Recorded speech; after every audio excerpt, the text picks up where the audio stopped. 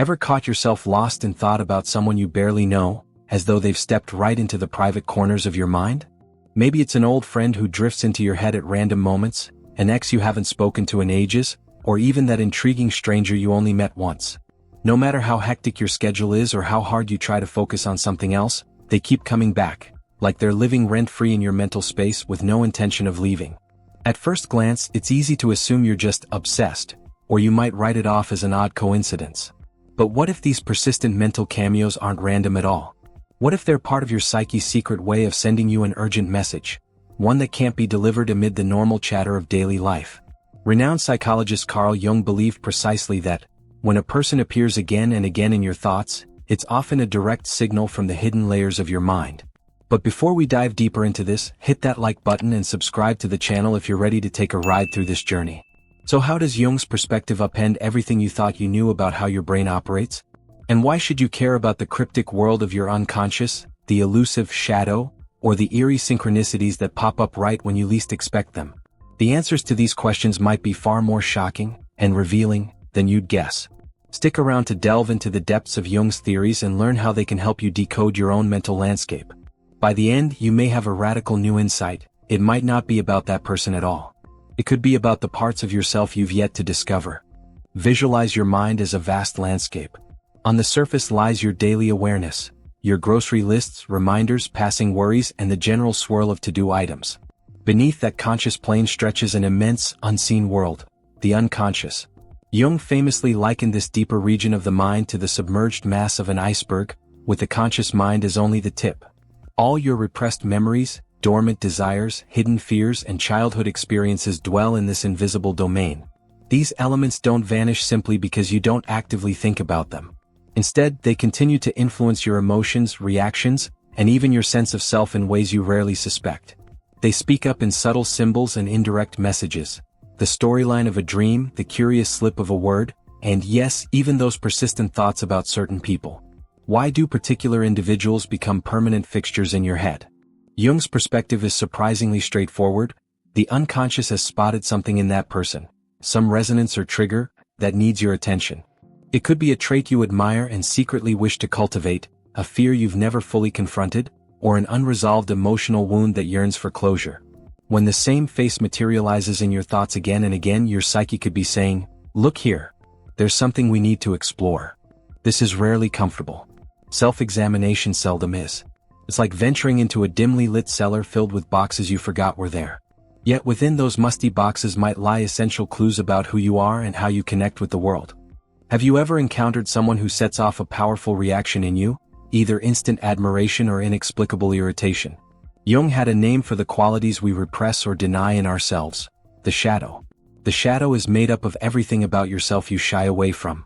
Maybe you consider yourself a calm, empathetic person and can't stand to think you might also harbor anger or impatience. Perhaps you pride yourself on humility, yet you bristle at any hint of arrogance, unaware that a streak of vanity might lurk in your blind spots. Whatever traits you shove into the dark corners of your psyche accumulate to form your shadow. Now, consider how this plays out in real life.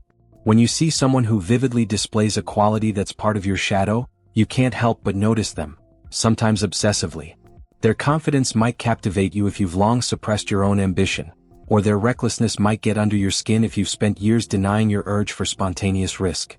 In either case, they're standing in for your disowned traits, shining a spotlight on the parts of yourself you're reluctant to acknowledge. These unconscious dynamics can push you to think about them over and over, as though your mind is trying to force you to see something vital. Their presence is less about who they truly are and more about the mirror they hold up to your hidden self. Jung believed that true personal growth comes from integrating these suppressed elements. Instead of banishing your shadow, invite it into the light. Recognize what it wants to express. By owning what you've repressed, whether it's a secret ambition or a silent rage, you transform a potential inner enemy into a source of clarity and strength. When you do this shadow work, you'll notice a subtle shift. The people who used to haunt your thoughts lose their grip because you've consciously dealt with the underlying issue. You're no longer fighting an inner battle disguised as an external fixation. Instead, you're gradually becoming more whole, more aware, and more at peace with yourself. Jung also introduced two intriguing archetypes known as the anima, the feminine aspect within a man, and the animus, the masculine aspect within a woman. Today we often talk about everyone having a mix of so-called masculine and feminine traits, regardless of gender identity. Jung's language can feel dated now, but the concept remains powerful. Each of us holds a spectrum of qualities we label feminine or masculine, and these traits can influence our attractions, relationships, and obsessions. You might find yourself irresistibly drawn to someone who embodies the emotional sensitivity you've repressed, or the decisive boldness you haven't fully owned. This can explain sudden infatuations or deep-seated admirations that defy logic. On a deeper level, you're craving balance, a harmony between the characteristics you openly express and those you've stashed away in the corners of your psyche. But there's a catch. The anima or animus can lead to illusions if you're not aware of what's happening. You might project an idealized image onto someone, believing they're your perfect counterpart, only to discover later that the real person diverges significantly from your fantasy. This phenomenon often results in heartbreak or confusion. You're not seeing them for who they are, you're seeing them through the lens of your own unintegrated qualities. Recognizing when your anima or animus is at play can be incredibly freeing. It shifts the question from "why am I so obsessed with them?" to "which part of me is trying to surface?" This mindset acknowledges that the root of your fascination is inside you, reflecting a drive to claim traits you've left unexplored or hidden. You begin to see the individuals who capture your imagination as teachers rather than mystical soulmates or tormentors. Imagine you're at a movie theater, except the film playing on the screen is composed of your own unspoken desires, fears, and yearnings. According to Jung, this is precisely what happens when you experience strong feelings about another person, be it intense admiration, fierce hatred, or something in between. You project these qualities onto them, perceiving traits you actually harbor within yourself. Why does this happen? Because it's far easier to attribute difficult or inspiring qualities to someone else than to face them in ourselves. We might think we're describing the other person, but in many cases, we're inadvertently describing a piece of our psyche. For instance, you may idolize someone for their sense of adventure. Deep down, it could be the adventurous spirit you've stifled in yourself. Conversely, you might condemn someone for being rude or arrogant. Yet if you look closely, you might find echoes of a similar tendency in your own thoughts or behaviors, something you don't want to admit. The power of projection lies in its ability to blind us to our own traits. We believe our judgments or crushes are purely about the other person, but Jung argued that they're frequently about us. The remedy is consciousness. When you catch yourself obsessing over someone's qualities, positive or negative, pause and ask, what part of me am I really seeing here? That shift can be life-changing. It turns every relationship, every attraction or irritation, into a chance to know yourself better. Has it ever happened that you're intensely thinking about someone and then, out of nowhere, they text you? Or you're daydreaming about an old friend you've lost touch with, only to run into them a few hours later? While many might call this a simple coincidence, Jung introduced a more mysterious notion: synchronicity. He defined synchronicity as events that line up by meaning rather than simple cause and effect. In other words, there's no direct, logical reason for that person to contact you exactly at the moment you were thinking of them. Yet the timing and alignment of circumstances feel too perfect to be brushed off as random. Jung believed these moments offered a window into the deeper connectivity of psyche and reality, a subtle interplay that can reveal hidden truths. Is this cosmic messaging, or just a trick your mind plays, noticing patterns that were always there? The debate rages on. But the real point, for Jung, was that synchronicities capture your attention. They disrupt your usual routine of thought and make you question underlying assumptions about how life works. These anomalies can push you to reflect on why that person is surfacing now and what unresolved issues you might be carrying. Ignoring synchronicities means overlooking potential wake-up calls from your own mind. Embracing them doesn't mean you must accept a mystical worldview. Instead, it means being open to possibility, the idea that your internal world might be more intimately connected to the events around you than you realize. Each synchronistic moment can serve as a signpost, guiding you further along the path of self-discovery. Carl Jung wasn't just some omniscient figure dispensing wisdom from a flawless pedestal. He was, in fact, a deeply complex individual with his own controversies and personal struggles. His famous split from Sigmund Freud rattled the early psychological community, pitting Jung's interest in spiritual and mythological dimensions against Freud's more materialistic leanings. This parting of ways launched Jung on a path that some labeled too mystical for scientific tastes. Beyond his professional reputation, rumors and speculation about Jung's personal life persist. Critics point to possible ethical concerns in certain relationships.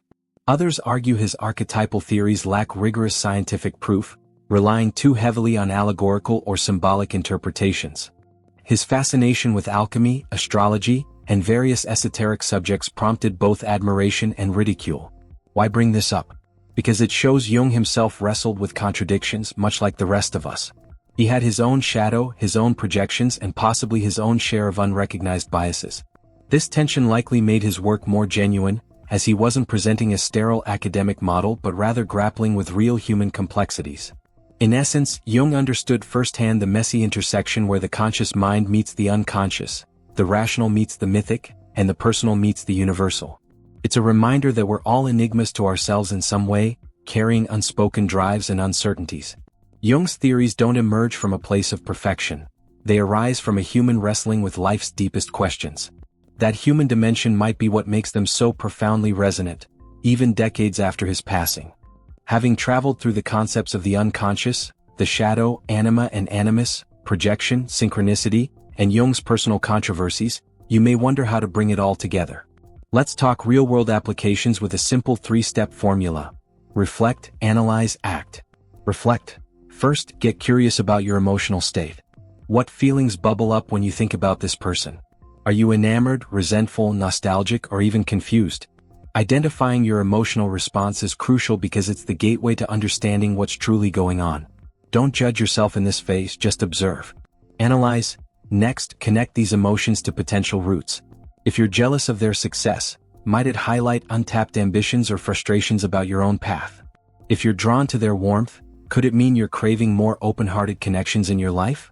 Journaling or talking with a trusted friend or therapist can be invaluable. This step is about teasing out the part of your psyche that's shouting for attention. Act. Finally, do something with your insights. If you suspect you've suppressed your creativity, sign up for an art class or start a small project. If your envy stems from insecurity, consider focusing on self-esteem or skill building.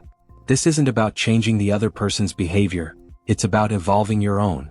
Through intentional action, you shift from being a passive bystander to an active agent of growth. In many cases, simply understanding why you're fixated on someone can dial down the intensity of those recurring thoughts. You might find that once the hidden issue is confronted, the mental cycle loses its power. You've effectively acknowledged the unconscious signal, so it no longer needs to repeat itself incessantly. Now we arrive at a pivotal juncture. You've glimpsed Jung's world of hidden drives and symbolic patterns. You've learned that persistent thoughts about a specific person may serve as an alarm bell from your unconscious, urging you to examine traits or emotions you've overlooked. While modern life often dismisses these deeper inquiries as unproductive overthinking, Jung's model invites us to see them as doorways into genuine self-discovery. When you heed these doorways rather than ignoring them, you become an investigator of your own psyche. Each recurring thought becomes a clue, steering you toward the uncharted corners of who you are. The truly mind-blowing part is realizing it might never have been about the other person at all. They could simply be the face your unconscious chose to get your attention. Does this sound slightly unnerving? Probably, but also exhilarating. Because the flip side of being haunted by your thoughts is discovering that you can harness them for real change. You shift from feeling controlled by an internal loop to using it as a catalyst for growth.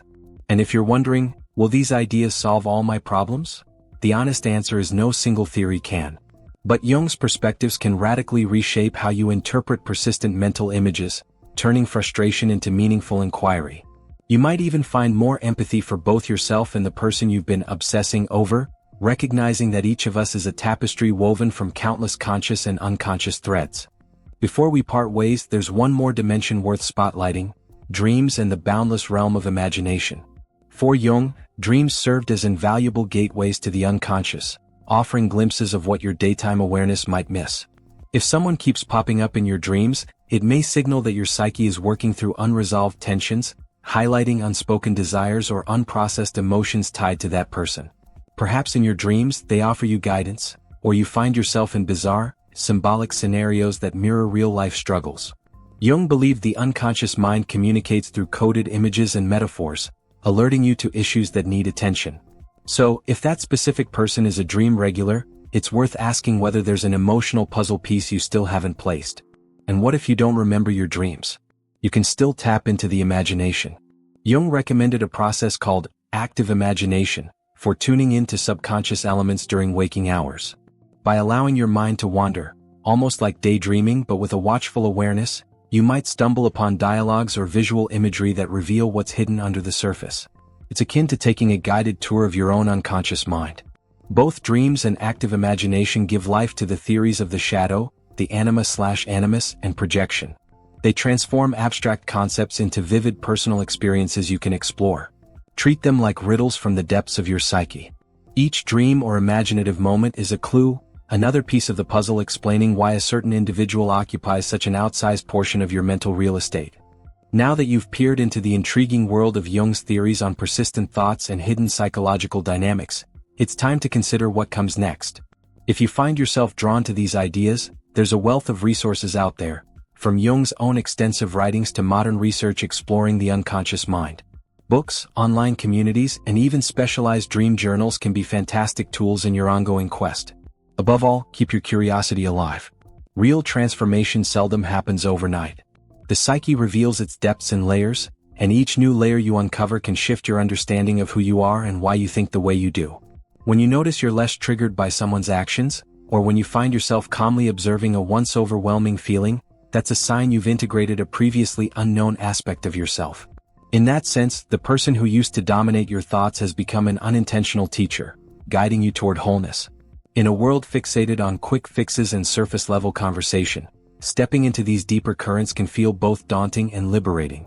Your recurring thoughts, dreams, and synchronicities are more than idle quirks. They're signposts pointing you toward fuller self-awareness. The next time your mind wanders to that person yet again, treat it not as an annoyance, but as a subtle hint that there's more to discover about your inner life. This isn't about achieving a neat, final state of perfection.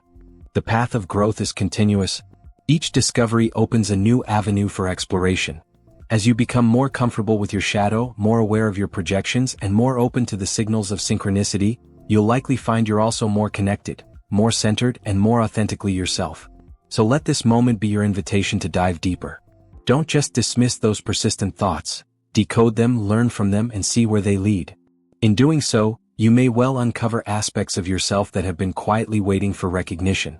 You might realize that the real conversation has never been about the object of your mental fixation. It's been about you, your growth, and your unique potential all along.